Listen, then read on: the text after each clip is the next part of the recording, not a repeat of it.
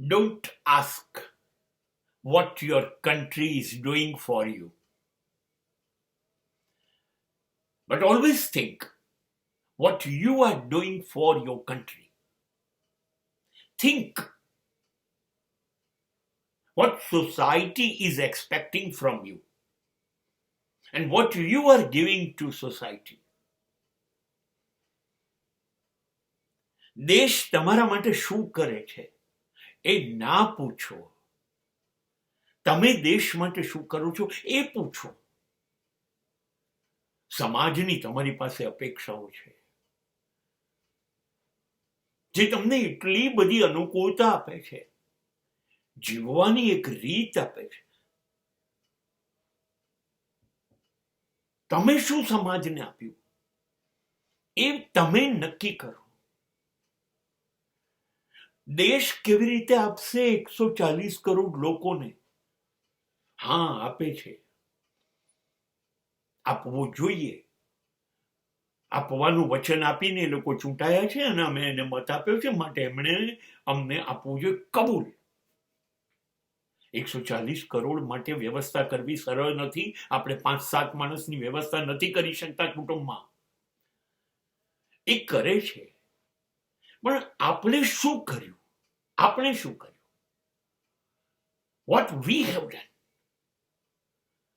આપણે પાણી બચાવ્યું? આપણે વીજળીનો દુરુપયોગ બચાવ્યો?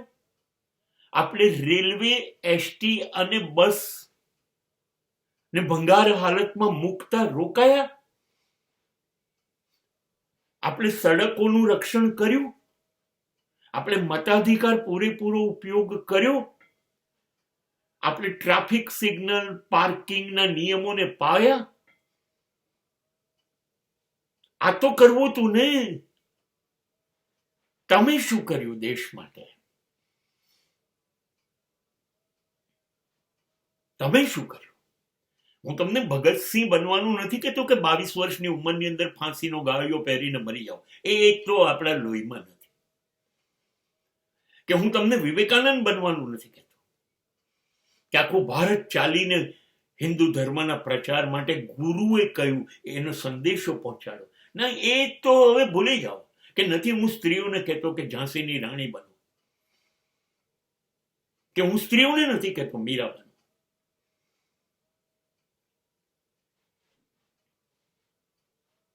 તમે દેશ માટે શું કર્યું? તમે સમાજ માટે શું કર્યું?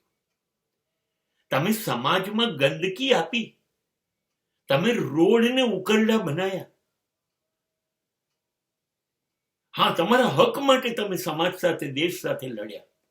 તમે હોસ્પિટલો બગાડી, તમે સ્કૂલો ખરાબ કરી, તમે રમતના મેદાનોની ઘોર ખોદી નાખી.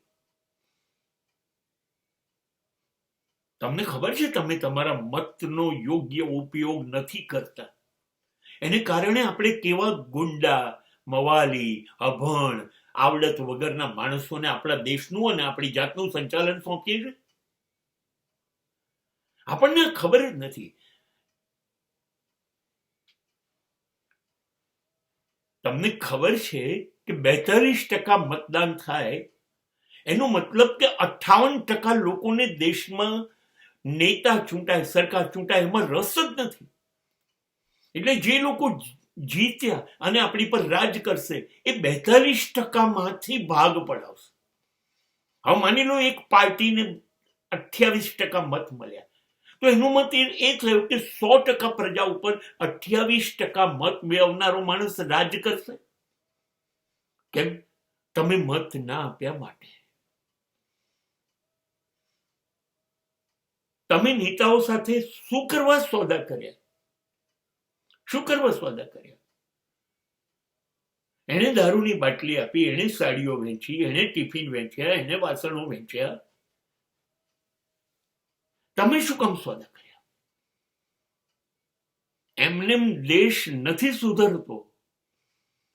વિશ્વ નંબર 1 બનવા માટે જાપાને જે કર્યું છે આજે વિશ્વમાં કોઈ નથી કરી શકતું. એક કાગળનો ટુકડો એ લોકો રોડ પર નથી નાખતા. જુઓ તમે એની 50 વર્ષ પહેલાની બનેલી ટ્રેન જુઓ, બસ જુઓ, એના પુલ જુઓ, એના રસ્તા જુઓ, એક ડાઘ તમને ક્યાંય જોવા નહીં મળે. દેશની સંપત્તિ તમે વધારતા તો નથી, પણ જે છે એ તો જાળવવાની છે કે નથી જાળવવાની. આપણે શું કર્યું? આપણે ગરીબોને મદદ કરવા માટે અંગત રીતે કર્યું કંઈ ના. આપણી રક્ષા માટે સરહદ ઉપર મોત વાલું કરનારા સૈનિકો માટે આપણે કંઈ કર્યું ના. અરે આપણને તો જોર આવે છે રાષ્ટ્રગીત ગાતા કે વંદે માતરમ ગાતા. દેશ માટે આપણે શું કર્યું? સમાજ માટે આપણે શું કર્યું? કશું જ નહીં.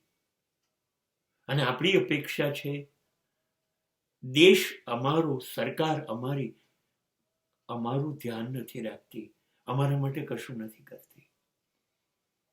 નથી લાગતું બદલાવ પડશે?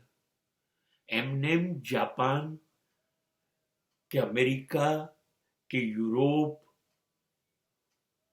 શ્રેષ્ઠ દેશ નથી, પુષ્કળ સુખી છે. એનું કારણ શું? એ દેશની સરકારો? ઠીક છે. એ દેશની પ્રજા અદ્ભુત છે. અમેરિકામાં શિસ્ત તોડતો કોઈ માણસ નથી.